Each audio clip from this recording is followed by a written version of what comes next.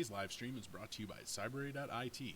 Make sure you guys check out the link in the description below if you're looking for some amazing IT training. Use the coupon code ITCQ50, save 50% off of your premium membership. Yo, what is going on, internet? Hope you are all doing well today on this fabulous Monday. It's raining here, which, that's all right. I don't mind the rain. So let's just knock this out of the way right quick if we can, because that'd be preferable here. If you guys are interested in watching me stream some World of Warcraft Classic, I have two channels set up where I'll be doing that from. One's a Twitch channel, twitch.tv /LinuxRoot. Cool username, right? You guys can check me out on Twitch there. You guys can also check out... why isn't this working? Oh, there you go. The other YouTube channel, link in the description below for that also. Be just live streaming from both of these platforms. So come join me if you guys are interested in anything of that nature. Otherwise, let's do some AMA. What do you guys got for me today? Like I said, I'm waiting for this WoW Classic launch. It'll be here in a few hours, a mere few hours. I won't even really be able to play when it officially launches, but that's all right. What are you guys up to today in the chat? Holler at me. I think I got this posted everywhere. What's up, Vampire Mind? How you doing? Christian, you're starting college in October and you're going for IT tech support, but you're nervous you won't be able to make a career out of it. Any help? Why are you nervous you won't be able to make a career out of it? What makes you nervous about that? There's always jobs in IT. I mean, everything is going the way of technology, so I wouldn't imagine you would have any trouble getting a job, or even in the future, because I mean, as you see, technology grows every single day, and while we are automating things and utilizing, AI to kind of do many of our jobs for us, we'll still have to be there to support other technologies, and of course, support the AI, support the automation, support all the devices behind all of that. So I really don't think there's anything to worry about, to be completely honest with you.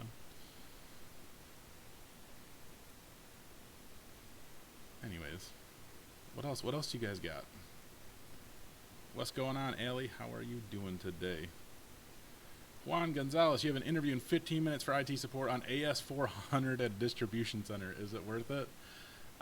Is it worth it to you? That's really the honest question. AS400 is old as dirt, but it's still being used in so many places. It's ridiculous. But it's all, is it worth it to you? Like, I can't tell you if it's worth it. Does it pay all right? The best thing that you get out of it is experience, which will help you get other jobs in the future. So let's go for it. Juan, you're starting as an operations support at MBC New York. They are into AWS. You're planning to get Linux Plus, but how would I dive into cloud computing? You have A Plus and Net Plus. Well, you can start by going for AWS certification. They have an AWS Associate something. Another is a ridiculously long name. But yeah, you could get that certification. It's kind of like their entry level to AWS. There might be one before that. I'm pretty sure this one's like the base one. Go after that one. What is it? AWS. Now it's bothering me. AWS certified solutions. No.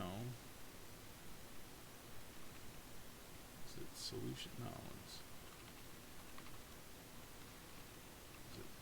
It might be this. AWS Solution Architect Associate.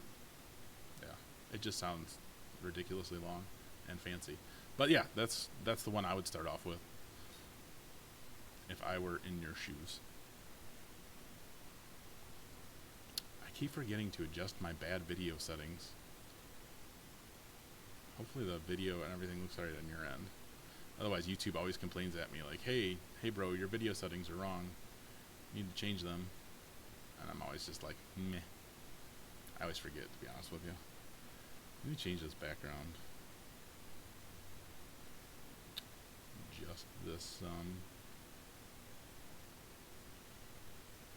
I had this all fancy in there.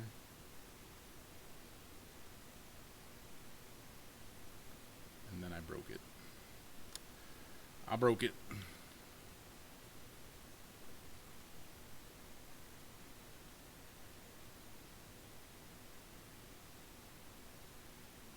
There we go, whatever. That works.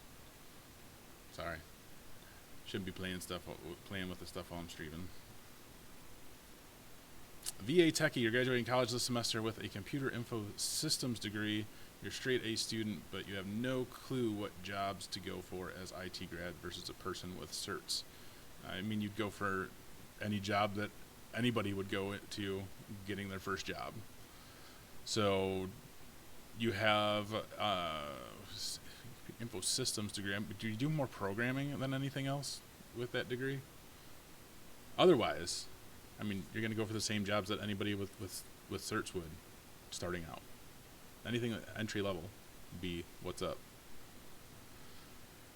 Manthin, in which stream I should your master's AI or hacking?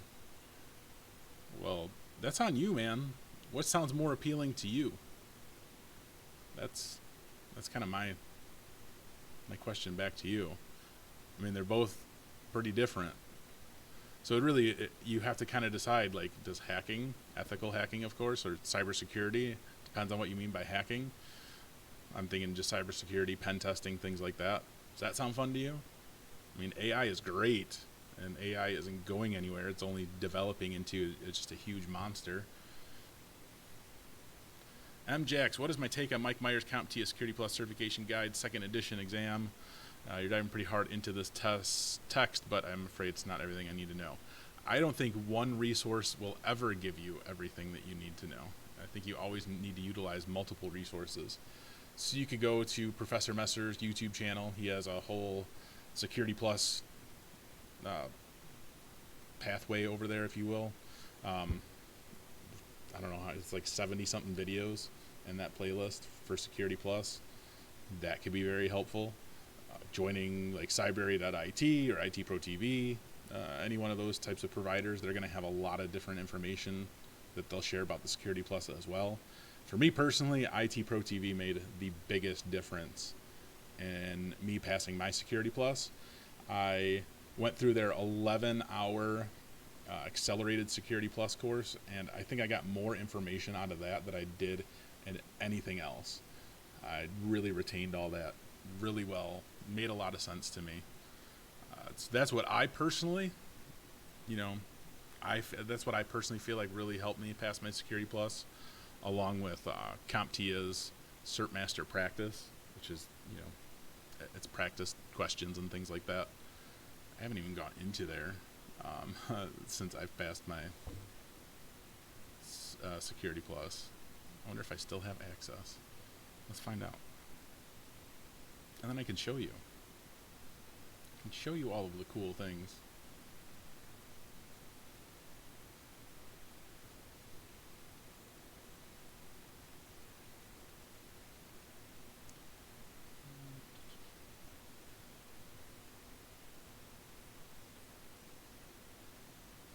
Sorry, it was making me read stuff. Alright, I'm going to throw this window over here. You can go about sharing it. That's not the one we want. There we go. This is CompTIA Cert Master Learn. I think this made a huge difference for me too. Let's just go into one and see some of the practice questions right quick, just so you guys can get an idea of what we're working with here. So we're doing critical security controls. What is the difference between a deterrent, preventive, and a detective control? And then list all the answers here. I'm not gonna pick the right one. I'm just gonna randomly guess. Incorrect.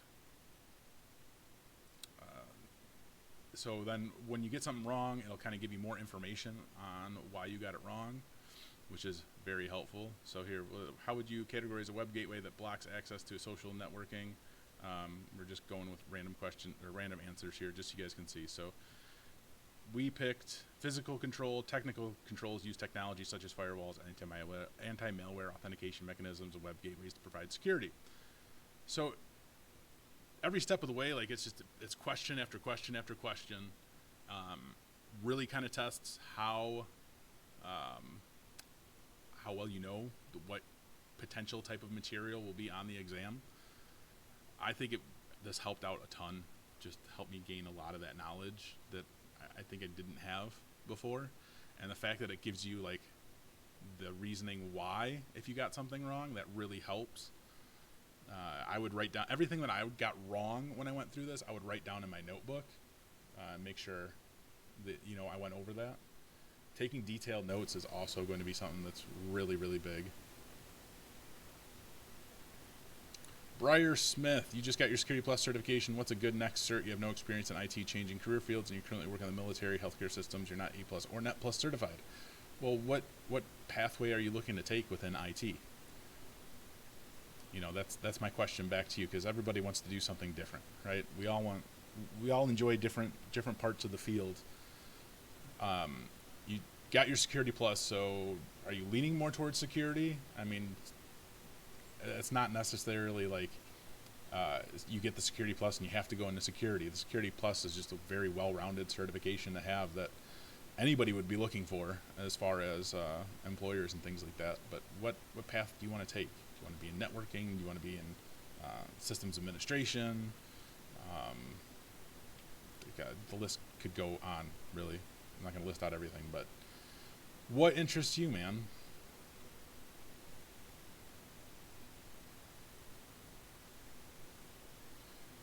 Allie coming in with the advice there.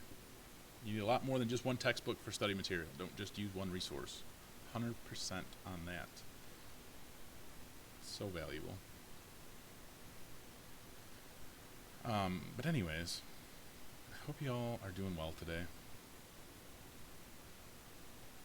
Lackey, what's the perfect certificate to do a job? Sir, what kind of job? I don't think there's a perfect certification.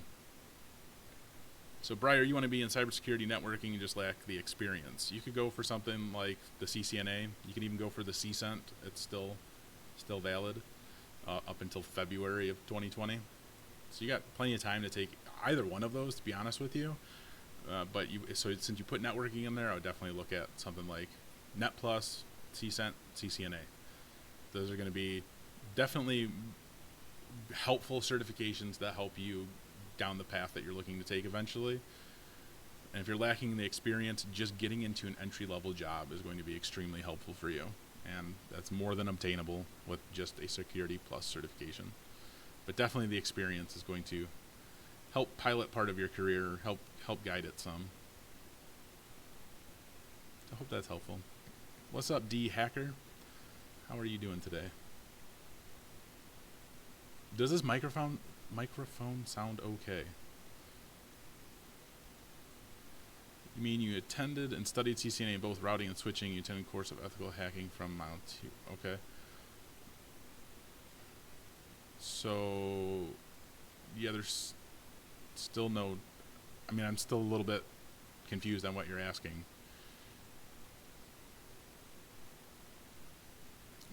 You're a software engineer, but you're always confused with technology as you go, and which will successful, which will not. I think everybody is a little bit confused on that. I don't think anybody, nobody has a looking glass that can see into the future and tell you that, this part of IT is going to be, booming, and you'll always get a job there.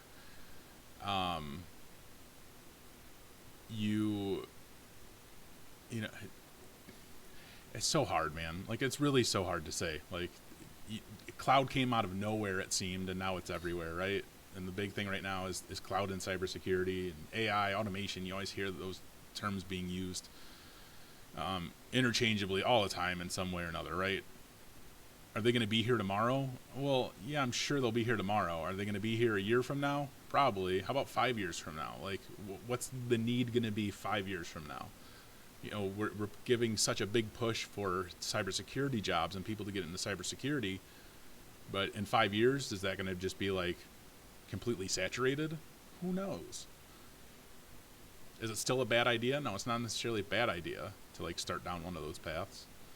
But technology always changes, and the need for what technology also changes.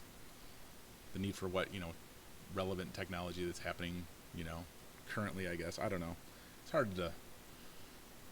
It's hard to see into the future, right? Corey Edwards, you're in school for your A+, and you want to get into ethical hacking. I wonder how difficult the test is. Are you referring to like the CEH exam? Like which exam are you referring to for the test? The Mike Man, you're also considering doing full stack. Full stack will get you full stacks of cash. Bilius, you're 18 years old, student. What kind of IT job would allow me to travel? You are thinking about studying IT. You really love technology, but you're not so excited to sit in the office. You could work any type of sales engineering type of job and travel very frequently. There's many companies who look for people who can complete the technical side of different applications, softwares, web apps, whatever it is that they're selling. But they're looking for somebody who has more of a technical background to help with the actual sales people, which is really solid. So you're not necessarily doing the sales, but you're just kind of supporting salespeople and answering technical questions, walking people through different applications and programs and whatnot. But you get to travel. Anything sales related, you'll travel. And there's different jobs out there that can definitely help you travel, but I think sales would probably be numero uno. What is good? Stick with one technology for a while and have a good practice, or being a full stack developer. With technology, as technology is always evolving, you should always be evolving as well. That's one of the things about IT. Like, it's a great career for you if you love to learn very consistent, like very often. Like you're going to find yourself learning new things all the time.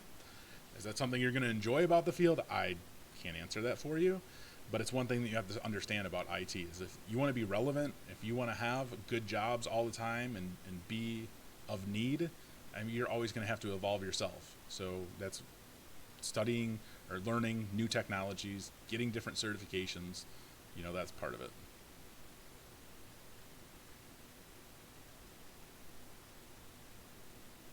Mr. DeBoga, is Linux Plus from CompTIA better viewed than LPIC 1? If yes, why? You would have to, we would have to search like on Indeed and like Monster.com, like all the different career, like finding job sites. I can't talk today. I'm having a terrible time talking. Anyway, get on one of those sites, search for, LPIC 1, search for Linux Plus, and you'll kind of get an idea on what people are looking for more. I wouldn't say that one is better viewed than another necessarily. I think as far as comparing both of those certifications, I think they're both pretty relevant. So that's kind of how I feel about that. I don't necessarily think there's going to be any discrimination against one over the other. Retro Player, you start your first IT job tomorrow. The role is called Service Desk Analyst, but I'm assuming Help Desk. Any tips? I got in with no IT experience or certs, really nervous. Congratulations, first of all. Take notes on everything that you can. Ask as many questions as you possibly can, whether you think it's stupid or not, or whether somebody tells you it could be stupid or not, which I hope they don't. But the point of that is, ask as many questions because you want to understand the way they do things in their environment. One of the most important things I can tell you is not necessarily learning all of the tech skills immediately. It's more so learning how the environment works immediately, understanding the different job roles with people, what applications and programs they're utilizing, understanding how your team works, how they accomplish their goals, how they divide tickets, how things are assigned to one another. Try to shadow people as often as you can. It's really just a huge knowledge gain at first, and it's taking your time. If you need help, never be afraid to ask for help, because the last thing you want to do is try to do something on your own that you're not comfortable with and screw something up when you could have just asked one of your coworkers for help. And there's so many advices that I could give, but that would be like the starting point, I guess. Corey Edwards, the CEH. I mean, you're gonna want to have a lot of knowledge about technology as a whole before you even go after that certification. Like, quite honestly, that one's a beast. You know, that covers many different things, and an A+ is not going to give you any. I mean, it's going to give you a couple of things towards the CEH, but not hardly. You know, that's a pretty big cert. You like the way I interviewed Ahmed Alexis from Hackersploit? He's a really good tutor. Yeah, he's a really good guy. Really, really nice guy.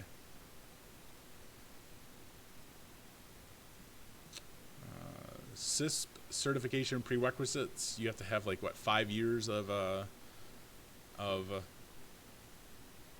experience working in a security role, or have what, like a security plus something else, and it knocks more time off. But yeah, part of the CISP requirements are that you have to have experience working in a security role. So you can't really go out and get a CISP without that. Like, you could, I think you could go through part of it, or maybe you can go through all of it, but it's not recognized that you have a CISP certification until you have the experience, which they do verify. Like, they verify. Add the super chat, bro. I got the super chat. Super chat's there. I'm not sure why you're not seeing it.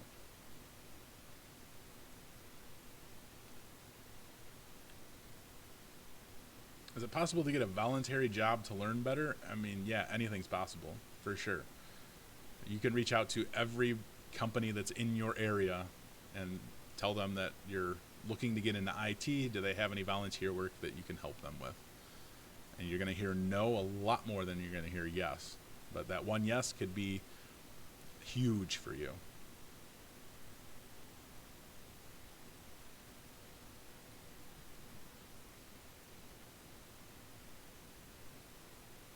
Let's see. Thanks for the answer. I know it's a funny question, but till what time should developer work? I mean, for me, 40 years should be retirement time for a developer.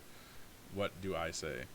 I mean, everybody spends their money differently and saves their money differently, so that's all on you, man. I mean, there's developers who make hundreds of thousands of dollars a year, and they blow it left and right. And then there's others who maybe work as a developer for 10, 20 years and then retire, you know?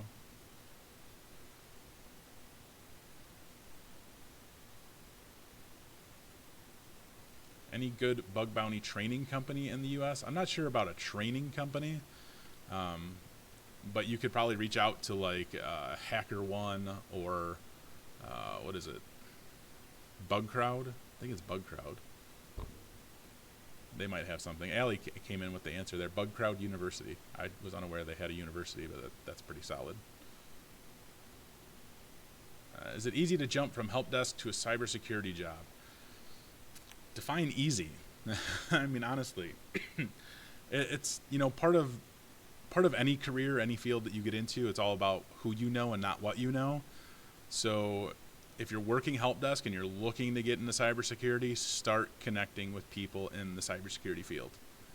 That's going to be step numero uno.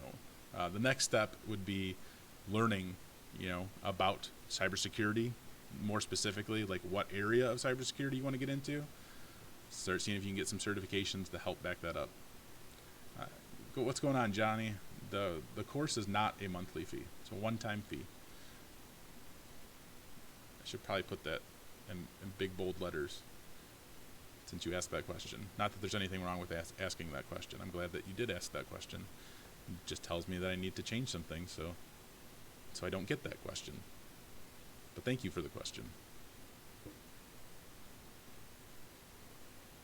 Addy Perez, you got your A+ last year, have interest in mobile web, confused if you should go into programming, front end, or JavaScript, or study for CCNA. Do you need the CCNA route switch first?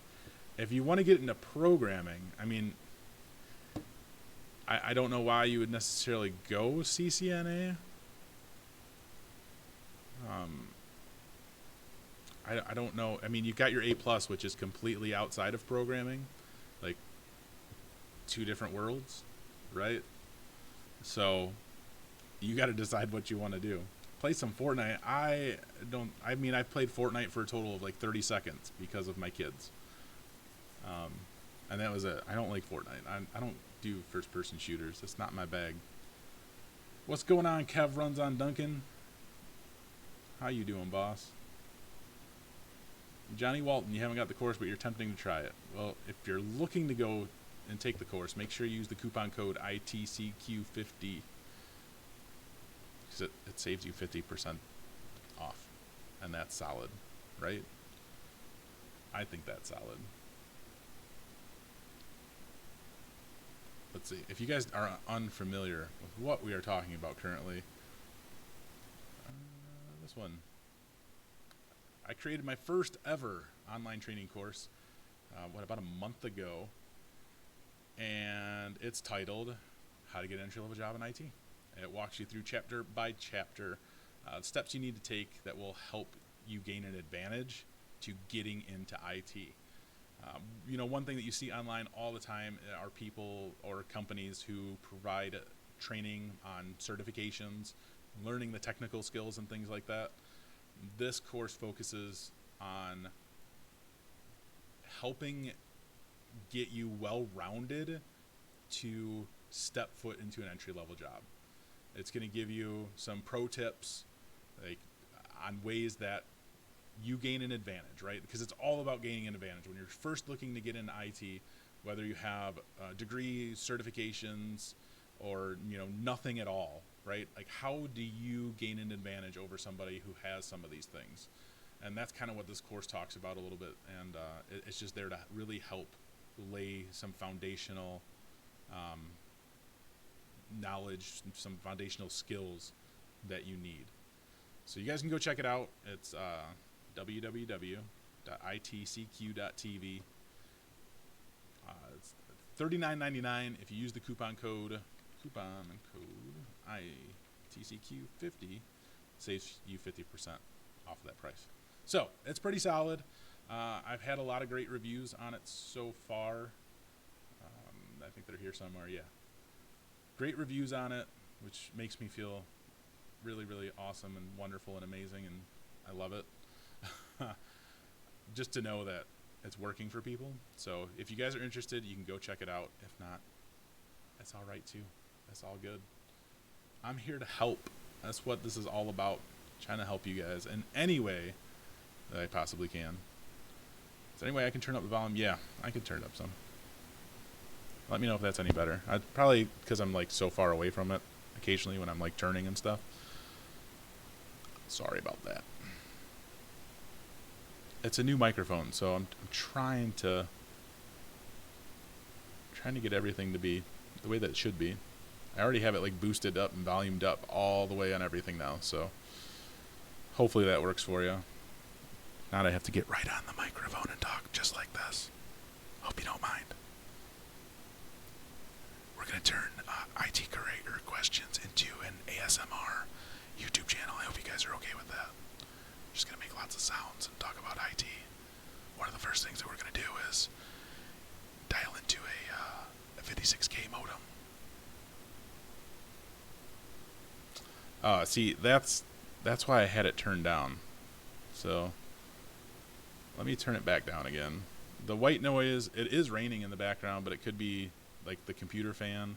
It could also be other fans that I have going. So my apologies. Let me know if it's better now since I turned it back down. I'll try to talk louder into the microphone.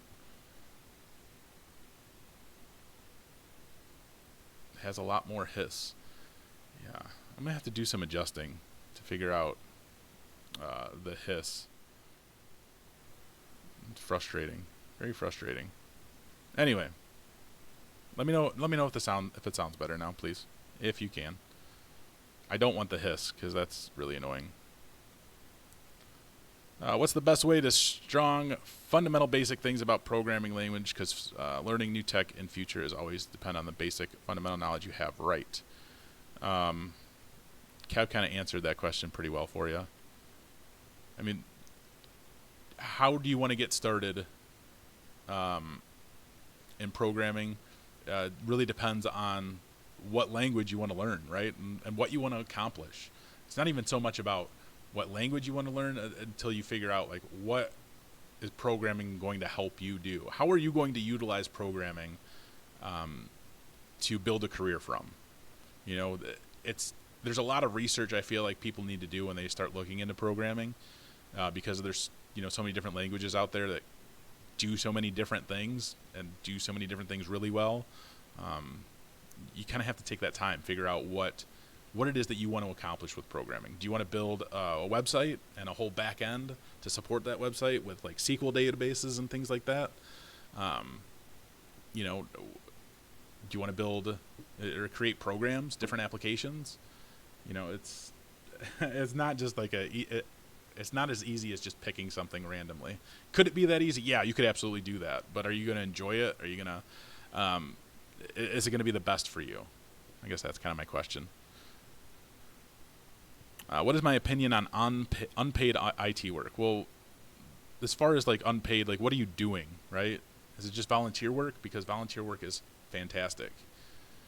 As long as you are, it's unfortunate when companies don't pay like interns or not. It's unfortunate when they don't pay interns because they're sacrificing their time, right? I mean, they're gaining some knowledge, they're gaining experience, stuff that they could put on their resume. Not getting paid sucks, but if you can afford to not get paid and do some volunteer IT work, that's going to look great on your resume. What makes a good software developer? I mean, that's a great question. I don't think I could specifically answer that like with just a one-word answer or even just like one or two sentences. I think there's many things that would make somebody a good software developer, just like there's many things that would make somebody good at IT in general, right? Follow through is going to be a big thing. You know, not getting discouraged. You know, you often hear about programmers who trying to write something, they compile their code, they get errors, and it's a constant back and forth of compiling, debugging. So patience is going to be a huge thing there. Kev helped answer this one for sure. Anyway, does the microphone sound better, or do I still have a lot of hissing in the background? Because I want to fix that.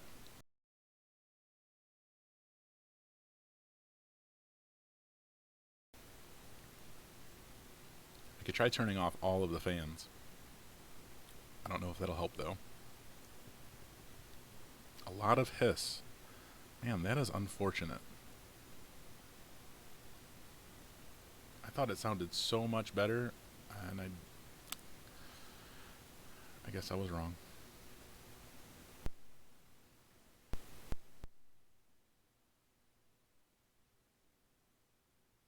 So some people have hiss and some people don't, eh? See, does this sound any better, or am I too quiet now? Could be a connection thing, but I don't know, man.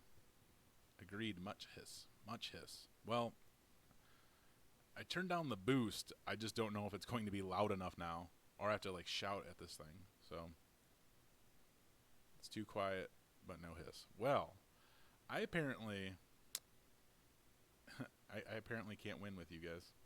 It's not even winning with you guys. I can't win with this darn computer and this microphone. Apparently I need to go back to a different microphone, which makes me very sad. Let's see if I can turn this up. Let's go like this. 2 dBs? 3 dBs? Let's see. I don't know. Sound quality of your voice is good. It's just the noise behind you. Yeah, it's all around me. I know. I don't want to necessarily worry about the microphone while we're in this live chat, but having feedback is great because it helps me try to troubleshoot what's going on since I can't hear myself. Reggie Butler, hello. Is 39 too old to pursue IT? Can't talk today. I suck.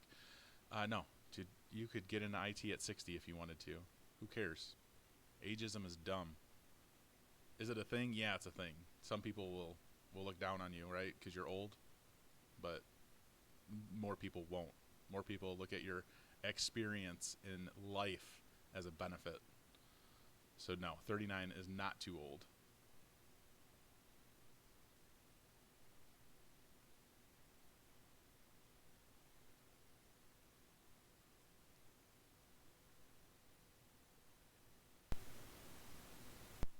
I wonder why it won't let me adjust that. Let's see. I might be bringing back the hiss. Doing more adjusting on the microphone. Yep. All you need is a willingness to learn. So very true. So true. Super frustrated about my microphone. It's so nice. But it sounds like crap, apparently. I wonder if I put one of those fuzzy things on it, it'll sound better. We'll see. Now I'm going to play with this for the rest of the day. As soon as this live stream's over, I'm going to be figuring out what the heck's going on with this mic, so we can make it sound wonderful and amazing and fantastic for you all. Please, sir, where can you get the best course for Android developers and iOS developers? Code Academy, maybe? They might have some courses over there. IT Pro TV, I think they have a couple courses on Android and iOS developers. Other than those two, I think there's a couple other boot camps, but we'll see. Audiophile headphones and the starting and stopping of the hiss don't mix. I'm sorry. Is the hiss back? That's what I'd like to know. I guess it's like a lose-lose, you know? Like if I turn it down, then you get, like if I turn the mic down, then you can't hear me, and then you're trying to like crank your volume up. And then I screw with you guys, and then like adjust the volume, make it louder, and then like it's just blowing your ears out. Sorry, guys. Really sorry. Anyway, I'm going to go fix this audio thing. It's just driving me crazy. And I appreciate you guys coming into the chat. If you guys didn't see in the beginning of the stream, I'll be streaming some World of Warcraft Classic on another channel or two. Links are in the description below. As always, have a great day. Keep learning.